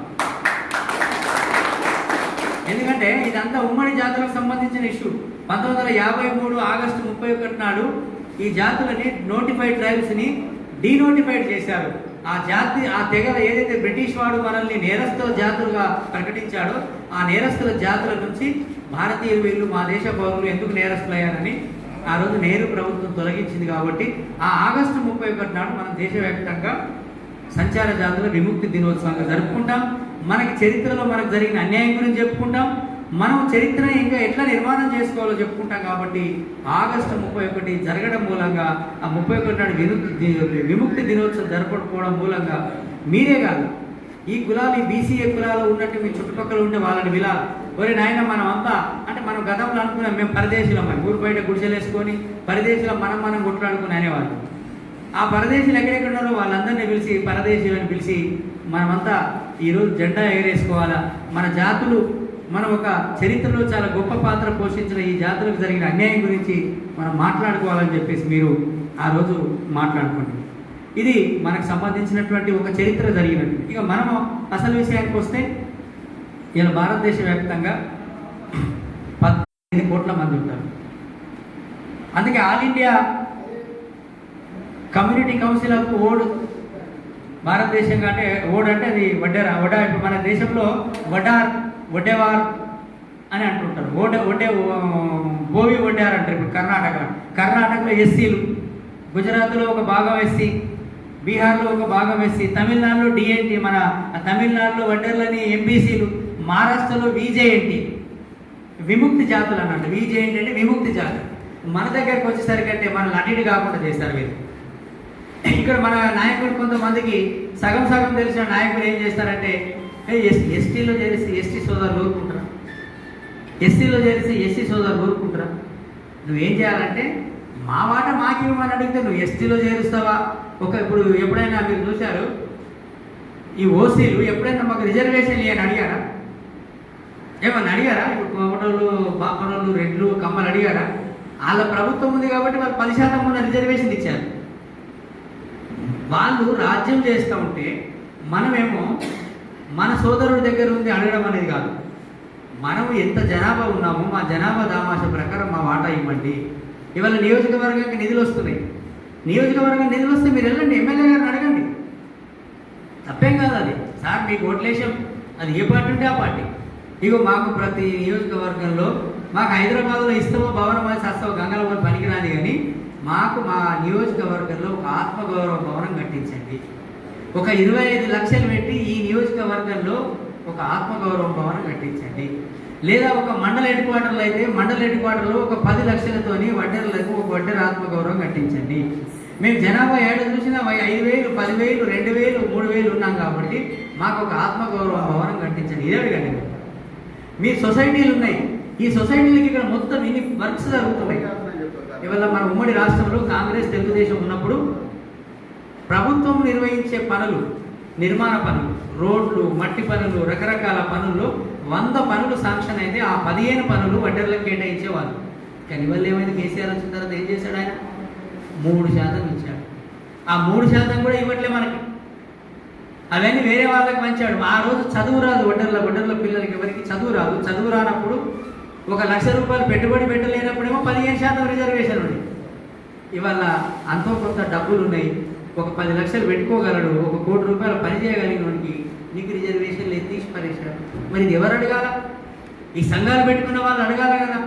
ఈ సంఘాలు పెట్టుకోవడం దేనికోసం? సంఘం పెట్టుకోవడం అంటే ఆత్మగౌరవాన్ని చాటడం కోసం. సంఘం పెట్టుకోవడం అంటే కులాన్ని గట్టిగా నిర్మాణం చేసుకొని కుల కొట్లాటల కోసం కాదు. కులం ఉంటుంది, కానీ సమాజంలో మేమంతా ఒక ఆత్మగౌరవంగా ఉంటాము, మన వాళ్ళు అభివృద్ధి చెందాల. అందుకే నేనేమంటున్నా, మీరు ఈ జాతికి సంబంధించినటువంటి వాళ్ళు, మీరు ఇక్కడ టీఆర్ఎస్ వాళ్ళు ఉన్నారు, ఇందులో కాంగ్రెస్ ఉన్నారు, బీజేపీ ఉన్నారు, సిపిఐ, సిపిఎం, నక్సలైట్ పార్టీలు అందరూ ఉన్నారు. ఎందుకు నేనేమి ఈ పార్టీని ఆ పార్టీని ఇక్కడ మన అస్తిత్వం ఏంటి అని చెప్తున్నాను నేను. ఇవాళ మీరు మన మీటింగ్ పెట్టారు, తెలంగాణ, ఆంధ్ర, రాయలసీమ రెడ్లందరూ మీటింగ్ పెట్టారు. అక్కడ మా నిజామాబాద్కు సంబంధించిన పోచారం శ్రీనివాసరెడ్డి ఏ ఉపన్యాసం ఇచ్చాడు? అరే రెడ్డి అని పేరు ఎవడో కొంతమంది పేరు తీసేసుకుంటారు, రెడ్డి అని పేరు తీసుకోవచ్చు. రెడ్డి అంటేనే మన యొక్క ఏమంటారు సోషల్ స్టేటస్ అని చెప్పాడు ఆయన. అంటే వేరేవాడికి కూడా కులం ఉంటుంది కదా, వేరేవాడు కూడా కులం పెట్టుబడుతోక అంటే ఏం చెప్తున్నారు వాళ్ళు? కులాన్ని ఉంచాలంటున్నారు వాళ్ళు.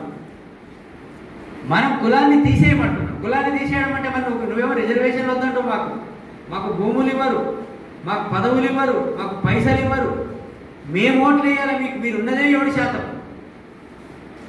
అలా తెలంగాణలో భారతదేశం అంతా జనాభా లెక్కలు తీస్తే 1931లో మహాత్మా జ్యోతిబా పూలే ఒక సంఘం ఉంటుంది. ఆ సంఘము ద్వారా సంఘానికి all India secretary doctor Ambedkar ఏం చెప్పాడంటే బీసీల సర్వే చేయమని చెప్పాడు. బ్రిటిష్ వాళ్ళకి ఇచ్చాడు.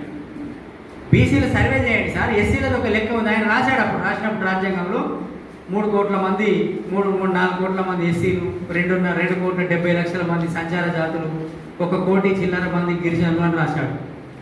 30 కోట్ల జనాభా ఉన్నప్పుడు మిగతా వాళ్ళు బీసీలు, ఓబీసీలు, మిగతా బాపనోళ్ళు ఇంత కలిసి ఇంత. కానీ ఆ రోజు ఆయన అడిగితే ఈ రోజు కూడా సర్వే చేయరు. ఈ రోజు ఒడ్డుల సర్వే ఎందుకు చేయరు? ఇతర కులాల సర్వే ఎందుకు చేయరు? సర్వే చేస్తే విషయం తెలుస్తుంది. విషయం తెలిసి అడుగుతాం మనం. ఎవరు మీ దగ్గరే ఉంది, మీ దగ్గర ఎస్సీ రిజర్వేషన్ అయింది, బీసీలకు ఇవ్వచ్చు కదా, బీసీలు ఇస్తే గొడవైనా గెలుస్తారు కదా. ఒక గొడ్డరాయన పోయి కార్పొరేటర్ అయితే మున్సిపాలిటీలో ఎట్లా పరిపాలన జరిగితే గొడ్డరాయన కార్పొరేటర్ అవుతాడు కదా. కార్పొరేటర్ అయితే తర్వాత జడ్పీటీసీ అవుతుంటాడు. ఎందుకంటే ఎస్సీ నియోజకవర్గం కాబట్టి ఎమ్మెల్యే ఆశించలేడు. రేపు జడ్పీ చైర్మన్ అవుతుంటాడు, లేదా మున్సిపల్ చైర్మన్ అవుతుంటాడు. జడ్పీ చైర్మన్ కాదు, జిల్లా కాదు కాబట్టి. అంటే దీనికి ఉద్దేశపూర్వకంగానే పవర్కి దూరంగా ఉంచుతారు.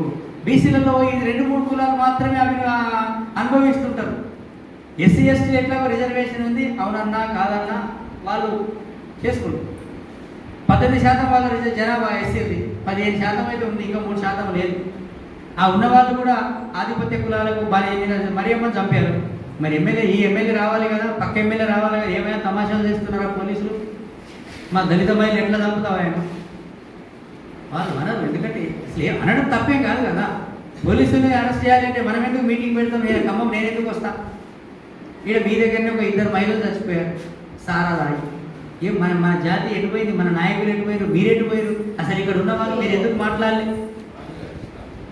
తప్పు ఏదైనా జరగవచ్చు, కుటుంబాలకు ఎవరు అండ? మీ దగ్గర చాలా మంది పోలీసులు తీసుకుపోయి కొడుతుంటారు, మీకు ఎవరికి తెలియదు. మీ దగ్గర చాలా సమస్యలు ఉన్నాయి, నాకు ఫోన్లు చేస్తారు. నిజామాబాద్ నేను హైదరాబాద్లో ఉంటే అక్కడికి ఫోన్లు వస్తాయి, కానీ మీకు ఎవరికి తెలియదు. మీకు అందరికీ తెలవాలంటే మీరందరూ ఒక సంఘంగా ఉండాలి. ఒక ఊర్లో సమస్య వస్తే నేను ఉన్నాను అంటే వాళ్ళందరూ మీ దగ్గరికి వస్తారు. మరి చదువుకున్నారు కదా మీరు, అంతో కొంత 4 డబ్బులు సంపాదించుకున్నారు, మీ పిల్లలు కూడా డిగ్రీ చదువుతున్నారు, మీ పిల్లలు కూడా ఎంటెక్ చేస్తున్నారు, బీటెక్ చేస్తున్నారు. మరి మీ జాతిలో పుట్టిన ప్రజలకి ఇక్కడ మీరు సాయం అందించాలి కదా. దాన్నే పేబ్యాక్ సొసైటీ అంటారు. ఈ సమాజం ఇప్పుడు నీకు ఏదో ఇదంతా కూడా రాజ్యాంగం ద్వారా, నీకు అంబేద్కర్ ఇచ్చిన ద్వారా, లేదా ప్రజా ఉద్యమాల ద్వారా నీకు అంతో కొంత చైతన్యం వచ్చింది కదా. నీ చైతన్యం నీ జాతికి ఇవ్వాలి కదా, నీ ప్రజలకి ఇవ్వాలి కదా. మరి మీరు ఎప్పుడు ఇస్తారు? కాబట్టి మీరు ఇక్కడ ఈ సంఘం మీద కట్టుకున్నారు, నేను చాలా హ్యాపీ. మీరు కట్టుకోండి, ఇంకా మీరు ఉండాలి. అయితే మనం ఏం చేయాలి? ఇంకా నేను మీకు మళ్ళీ చెప్తున్నాను, ఇప్పుడు మన సమస్యని ప్రభుత్వం దృష్టికి తీసుకెళ్ళాలి. అది కాంగ్రెస్ కానీ, బీజేపీ కానీ, కమ్యూనిస్టులు కానీ, టీఆర్ఎస్ కానీ. మేము ఈ సమాజంలో ఉన్నాము, మా అస్తిత్వం ఏంటి, మేము ఎందుకు ఈ సమాజంలో మా అస్తిత్వం కోల్పోయి ఉన్నాం, ఎందుకు మమ్మల్ని గుర్తించలేదు, మా అక్షరాస్యత ఎందుకు పెరగలేదు, మా ఆస్తులు ఎందుకు లేవు, ఈ గుట్టలు ఈ అడవులు మావి కదా, మేము ఈ గుట్టల్ని సాఫ్ చేసినాం, ఈ గుట్టలు మాదే, మాకు రావాలా, ఈ కాంట్రాక్ట్స్ మాకు రావాలా, కానీ మేము ఈ కాంట్రాక్ట్ ఈ గుట్టలని, ఈ మొత్తం ఈ రోడ్లని ఇవన్నీ ఇంత చేసిన మాకు, ఇక పెద్ద పెద్ద గుట్టల్ని కరిగించిన మాకు, ఈ కరిగిపోయిన గుట్టల్లో మిగిలిన భూమి మాకు రావాలి, కానీ ఈ ఆధిపత్య కులాలకు ఎందుకు పోతుంది అనేది మీరందరూ రాత్రి నిద్రపోయినప్పుడు గుండె మీద చేసుకొని ఆలోచించండి. ఒకటే సమాధానం వస్తుంది, అది ఎట్లా సాధించాలో మీకు తెలియదు. అందుకే సంఘం పెట్టాలి. అందుకే బుద్ధుడు చెప్పిండు, బుద్ధుడు 3 మందితో సంఘం పెట్టిండు. ఎప్పుడో 2000 సంవత్సరాల కిందట సంఘం అన్నాడు. సంఘం ఉంటే అది సంఘశక్తి. 10 మంది కూర్చుంటే ఒక ఆలోచన, సౌండ్ మరి ఏం చేద్దాం, పలానా దగ్గర భూమి గుంజుకున్నారు, ఎవరి దగ్గరికి పోదా, సర్పంచ్ గారి దగ్గరికి పోదాం, ఏ పార్టీ అన్నా కానీ సర్పంచ్ గారిని సపోర్ట్ తీసుకొని ఎంఆర్ఓ గారి దగ్గరికి పోదాం, ఎంఆర్ఓ గారు ఎమ్మెల్యే దగ్గరికి పోదాం. ఎవరు చేయనప్పుడు ఈ కులమందరం కూర్చుందాం, పక్క కులాలని, పక్క సామాజిక ఉద్యమాల్ని అందరినీ మీడియా మిత్రులు పిలుచుకొని ఒక ధర్నా చేస్తాం. అది సమాజానికి తెలుస్తుంది, మీకు సమాజం సపోర్ట్ ఉంటుంది. అట్లా మనం కొన్ని విజయాలు సాధిస్తాం. అట్లా ఇవన్నీ చేయడానికి మీరందరూ కూడా సిద్ధం కావాల్సిన అవసరం ఉంది. ఇవాళ మీరు ఈ డీనోటిఫైడ్ ట్రైబ్స్ సంబంధించి 2008లో కాంగ్రెస్ ప్రభుత్వం రేణుకే కమిషన్ వేసింది. ఈ రేణుకే కమిషన్లో ఏం చెప్పారు వీళ్ళు? ఆయన ఏం చెప్పాడు?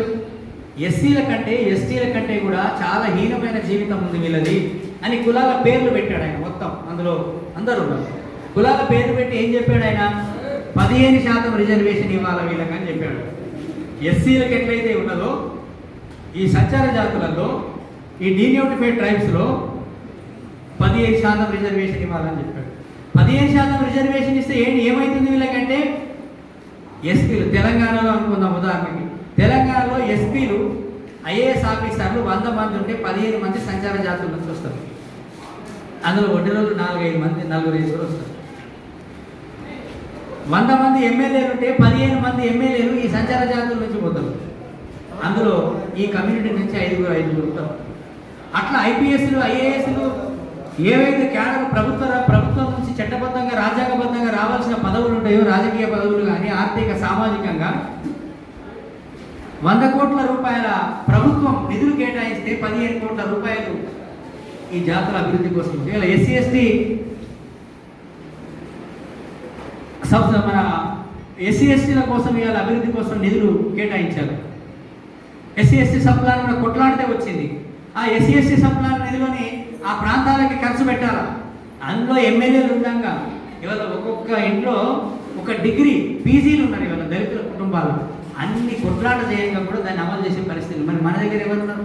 10th చదువులు లేదు, అసలు చదివే లేదు, చదువుతున్నోడికి అసలు ఆ సోయే లేదు. మరి మన గురించి ఎవరు పట్టించుకోవాలి?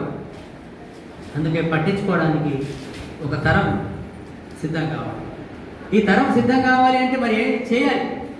ఎక్కడ కూడా మనల్ని తల్లిదండ్రులు కనిపించారు అంటే వాళ్ళు కష్టపడంటే వాళ్ళు త్యాగం చేస్తారు. పెళ్లి చేసుకున్నప్పుడు ఒక ఖర్చు పెట్టుకుంటారు. ఆ సంపాదించిన కూలి డబ్బులకి 100 ఖర్చు పెడతారు మన అయ్య. మనం పుట్టామనుకోండి, అరే ఏమన్నా కొడుకు కొట్టారా వాడికి ఒక ఒక ఒక లావు కొనుక ఒక చెడ్డి కొనుకరా, లేదా ఈ ఊర్లోకి వెళ్ళి బయటకు వెళ్ళి వస్తున్నప్పుడు ఏదో చిన్న పనులు తీసుకెళ్లాలంటే ఒక 20 రూపాయలు దాచబెడతారు. స్కూల్కి పోతున్నామంటే 50 రూపాయలు త్యాగం చేస్తారు. అట్లా తల్లిదండ్రులు ఇద్దరు కలిసి కష్టపడి వాళ్ళు తినేది కూడా పిల్లల కోసం త్యాగం చేస్తేనే పిల్లలు పెద్దగా అవుతారు.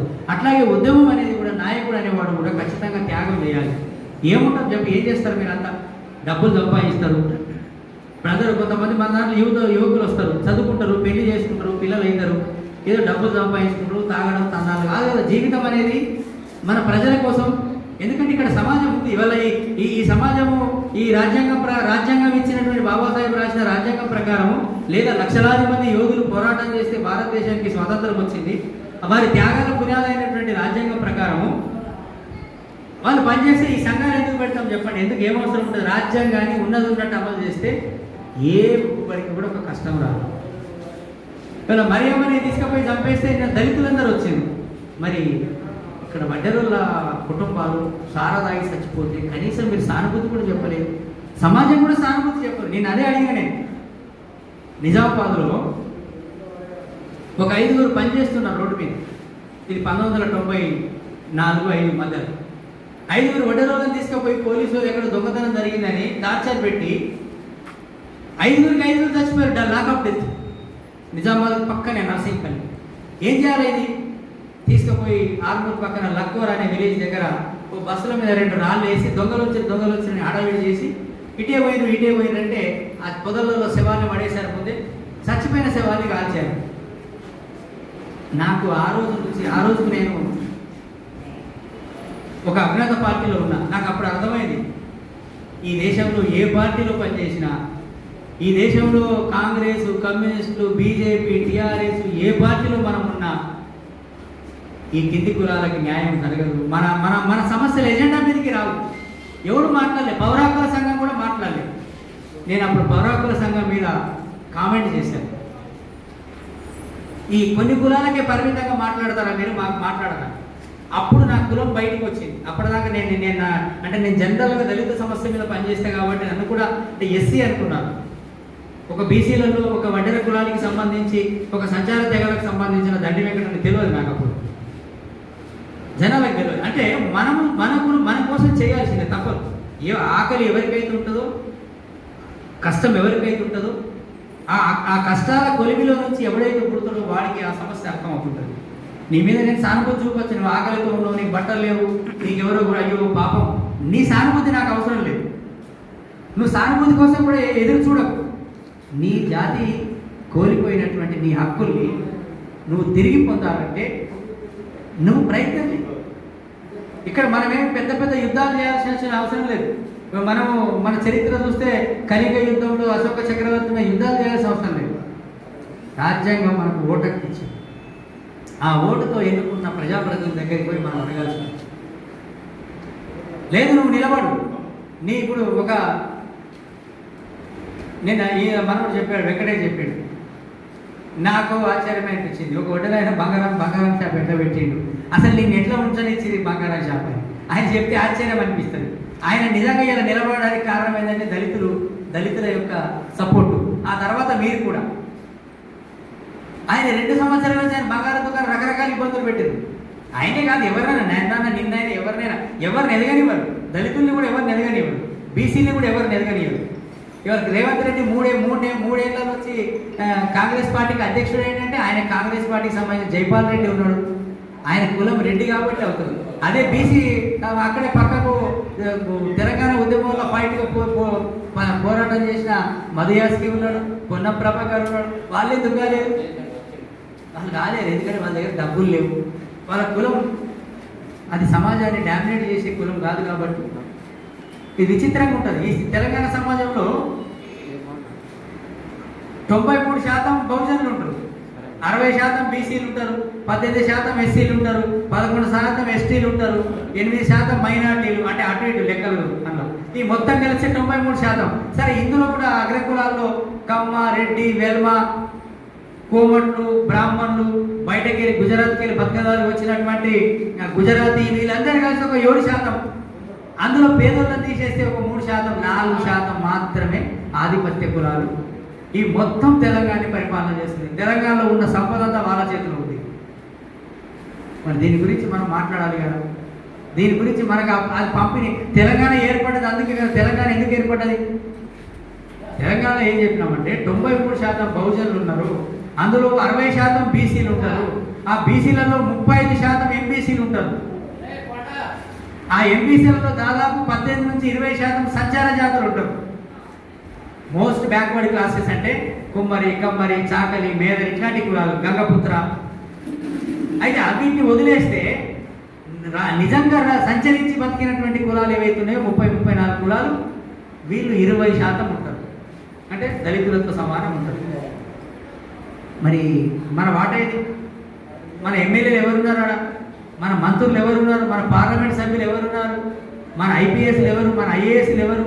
మన జడ్పీ చైర్మన్లు ఎవరు? మన మున్సిపల్ చైర్మన్లు ఎవరు? మన సర్పంచులు ఎంతమంది? ఇవన్నీ కూడా మనం ఆలోచించుకోవచ్చు. ఎందుకంటే అధికారం అనేదే కదా నీకు మొత్తం. నువ్వు ఎన్ని కోట్ల రూపాయలు ఆస్తున్నా ఒక సర్పంచ్కి పోతే దాని విలువ వేరే. ఒక సర్పంచ్ని వస్తుందంటే అతను ఆ గ్రామంలో 1 కోటి రూపాయలు ఉన్న కోటేశ్వరుని తీసుకొని పో, ఆ ఊర్లో ఉన్న పేదోడైన సర్పంచ్ని తీసుకొని పో. అది కూడా సర్పంచ్ అయినా ఆ సర్పంచ్ ఆధిపత్య కులం కూడా అయితే ఇంకా అది వేరు పవర్ వేరు. కాబట్టి ఇవాళ మనము ఈ మొత్తం మన కమ్యూనిటీకి సంబంధించింది ఇవాళ ఖమ్మం, వరంగల్, హైదరాబాద్, రంగారెడ్డి, ఇటు పక్కనే గుంటూరు కూడా మీకు ఉంటుంది. మనము ఈ తెలుగు రాష్ట్రాలలో వేరు వేరు కాదు, మన ఇంటి పేర్లు ఒకటే, మనకు బంధుత్వం ఉంది, చుట్టరికం ఉంది. మనం ఇక్కడ నుంచి కదా ఆంధ్ర, తెలంగాణ, మహారాష్ట్ర, మనందరికి ఒకటే బ్లడ్ ఉంటుంది, ఒకటే డిఎన్ఏ, ఒకటే చుట్టరికం ఉంది. ఇంకా దూరం పోలే. కర్ణాటక కూడా కొంతమంది ఇప్పుడు చేసుకుంటున్నారు. కానీ ఈ 3 రాష్ట్రాలలో మనకి బంధుత్వం ఉంటుంది. ఒకటే వేముల కమ్యూనిటీ, ఒకటే దండ్ల, ఒకటే ర్యామని, ఒకటే ఈ కులాలు ఇవన్నీ ఒకటే ఉంటాయి. అంటే వేరే కులాల్లో కూడా ఉన్నారు, ఈ సంచార జాతుల్లో కూడా ఉంటుంది. మొత్తం ఈ దక్షిణ భారతదేశంలో ఇంటి పేర్లు ఒకటే ఉంటాయి, బంధుత్వం ఉంటుంది, చుట్టరికం ఉంటుంది. కాబట్టి మనము ఈ పేర్లు, అందుకే మేము ఈ మధ్యలో ఇందులో ఉన్నటువంటి రచయితల్ని ఒక ప్రయత్నం చేసాం. మన చరిత్ర మనం రాసుకోవాలి. మన చరిత్ర ఎవరు రాస్తాడు? అసలు ఇంత గొప్ప చరిత్ర ఉంటుంది. చరిత్ర రాయకపోతే తెలియదు కదా. అందుకే ఇవాళ మనం ఈ తెలంగాణలో లక్షలాది మంది ఈ జాతులని జాగృతం చేయాలంటే ముందు మీ అస్తిత్వం మీరు నిలబడాలి. ఇక్కడ ఖమ్మం నేను వస్తున్నా, గత 3 ఏళ్ళ నుంచి వస్తున్నా. లాస్ట్ ఇయర్ కూడా నేను 4-5 సార్లు వచ్చిన. ఇప్పుడు ఇక్కడ ఒక విచిత్రమైన పరిస్థితి మీరు గుర్తుపెట్టుకోవాల్సిన అవసరం ఉంది. ఐక్యత అనేది లేకపోతే, ఈ ఐక్యత అనేది మనం సాధించకపోతే ఇవాళ మిమ్మల్ని ఎవరు కూడా గుర్తించరు. ఇక్కడ మీకు చాలా సమస్యలు ఉంటాయి. మీరందరూ ఒకటే పార్టీ కాదు, ఒకటే ఆలోచన ఉండదు. కాబట్టి మీరు ఈ జాతికి సంబంధించి మీ ప్రజల యొక్క భవిష్యత్తును, మీ భవిష్యత్తు తరాలను దృష్టిలో పెట్టుకున్నప్పుడు ఇక్కడికి వచ్చినప్పుడు మీరంతా ఒకటి. ఇది దాటిన తర్వాత నువ్వేమి చెప్తే ఇప్పుడు మారది కాదు. అయితే నేను మీ అందరికీ చెప్తా, రేపు రాబోయే రోజులల్లో ఈ బహుజన సమాజం అంతా కూడా ఎవరి వాటా కోసం వాళ్ళు ఇంతకుముందు సరే దాన్ని కూడా రకంగా మోసం చేశారు. కానీ ఇప్పుడు బిఎల్ఎఫ్ అని పెట్టేసి అందులో దాదాపు ఒక 7-8 మందికి మనం వడ్రోలకు టికెట్లు ఇచ్చాం. బీసీలకు 65 మందికి ఇచ్చాం టికెట్లు. ఎస్సీలకు ఎట్లాగో రిజర్వేషన్లు ఇస్తాం. 65 మందికి మనం టికెట్లు ఇచ్చాం. 65 మందికి రావాలా. ఏ పార్టీ అధికారంలో ఉన్నా 65 మంది ఎమ్మెల్యేలు బీసీలకు ఇస్తే అందులో వడ్డెరోళ్ళు వస్తారు, అందులో సంచార జాతుల్లో వస్తారు, అందులో ఎస్టీలు వస్తారు, అడవి ప్రాంతంలో ఉండే వాళ్ళు వస్తారు, బీసీలు ఏ కులానికి ఆ కులం ఆ వాటా వస్తుంది. కాబట్టి అప్పుడు ఎంతమంది అవుతారు? వీళ్ళు 7 ఉంటారు. ఈ కులాలన్నీ కలిస్తే 7 మంది ఉంటారు. మొత్తం 93% మనం ఉంటే 93 మంది మనం ఉంటే 100కు వాళ్ళు 7 ఉంటారు. అందుకే ఇవాళ మిత్రులారా, మీరు ఇక్కడ ఈ ప్రయోగం అనేది ఎక్కడో ఒక దగ్గర ప్రారంభమైంది. మనం 1 కోటి రూపాయలు లెక్క పెట్టాలంటే 1 రూపాయి నుంచి లెక్క పెట్టాలి. ఇవాళ ఈ సత్తుపల్లిలో మీరందరూ ఒక లక్ష్యంతో నేను మీటింగ్ అంటే ఎక్కువ మందిని వద్దని చెప్పిన. మీరందరూ చదువుకున్న వాళ్ళు. దీన్ని మీరు ఇక్కడ ఈరోజు ఒక ప్రమాణం చేయాలి, ఒక ప్రతిజ్ఞ చేయాలి. ఈ సత్తుపల్లిలో మీరు పార్టీని వదిలేసేయండి. మీరు పార్టీ అనేది రాజకీయ పార్టీ ఎప్పుడు ఆ ఎలక్షన్ వచ్చినప్పుడు మీరు చూసుకుంటారు. కానీ ఆ ఎలక్షన్ వచ్చినప్పుడు మీరు ఎవరికి పోటీ చేస్తారు, ఎట్లా మీరు అప్పటిదాకా లేకపోతే ఎవరైనా దళితులతో గిరిజనులతో కలిసి ఇంకా మన బీసీలతో కలిసి ఎవరు చేసినా ఇక్కడ మీకు సంబంధించిన ఒక ఆత్మగౌరవం ఉన్న దళితులు పోటీ చేస్తారు, అప్పుడు మీరు ఆలోచించుకోండి. కానీ ఇప్పుడు ఈ నియోజకవర్గంలో మీరు ప్రతి గ్రామంలో మన ప్రజల సమస్యల్ని, అసలు ఈ ప్రజలకు సమస్యలు ఏమున్నాయో చూడండి, అసలు డబుల్ బెడ్రూమ్ ఉందో చూడండి, అసలు సొంత ప్లాట్ ఉంటే వాళ్ళకి ఏమన్నా గవర్నమెంట్ లోన్ ఇచ్చిందా చూడండి, అసలు మన యువత ఏం పని చేస్తున్నారు, మన యువకులకు అసలు ప్రభుత్వం నుంచి ఏమైనా సంక్షేమ పథకాలు అందినాయా? ఈ సచ్చింది బతికింది కాదు, అది ఏదో వస్తుంది కదా మన ఎట్లాగో కళ్యాణ లక్ష్మి కూడా చాలా విచిత్రంగా ఉంటుంది. కళ్యాణ లక్ష్మి మన వాళ్ళు 18 ఏళ్ళగా పెళ్లి చేస్తున్నారు. ఆ కళ్యాణ లక్ష్మికి ఇచ్చే పైసలు ఒక ఆడపిల్ల డిగ్రీ పూర్తి చేయడానికి, ఇంకా ఉన్నత చదువులు చదవడానికి 5 లక్షలు ఇస్తే బ్రహ్మాండంగా డిగ్రీ చేస్తుంది కదా, డిగ్రీ అయిపోతుంది కదా, 18 ఏళ్ళు కానీ లగ్గం చేసి పడిస్తున్నారు. చాలామంది అయితే ఆధార్ కార్డు కూడా తప్పుడు లెక్కలు చూపించేసి 17 సంవత్సరాలకి ఆడపిల్లకి పెళ్లి చేస్తున్నారు. కాబట్టి ఈ సమస్య ఏమేమి ఉన్నాయో, మన ప్రజలకు ఏం సమస్యలు ఉన్నాయో వీటన్నింటినీ కూడా మీరు సేకరించండి. ఈ సేకరించిన తర్వాత మీకు ఒక ఐడియా వస్తుంది. ఆ రోజు ఈ సత్తుపల్లిల మనోడు అన్నట్టు ఈ ఖమ్మం జిల్లా చరిత్రలోనే ఒక పెద్ద సభ జరగాలి. అందరినీ వినండి, ఈ సంఘాలు ఉన్నాయి కదా, మనం అందరినీ వినండి. ఒకటే ఏజెండా, మేము ఇన్ని ఉన్న ఈ సమస్యలన్నీ ఒక దరఖాస్తు రూపంలో రాసి ఇక్కడ స్థానిక ఎమ్మెల్యే గారికి ఇవ్వండి, ఎంఆర్ఓ గారికి ఇవ్వండి, ఈ సమస్యలు పరిష్కరించాలి.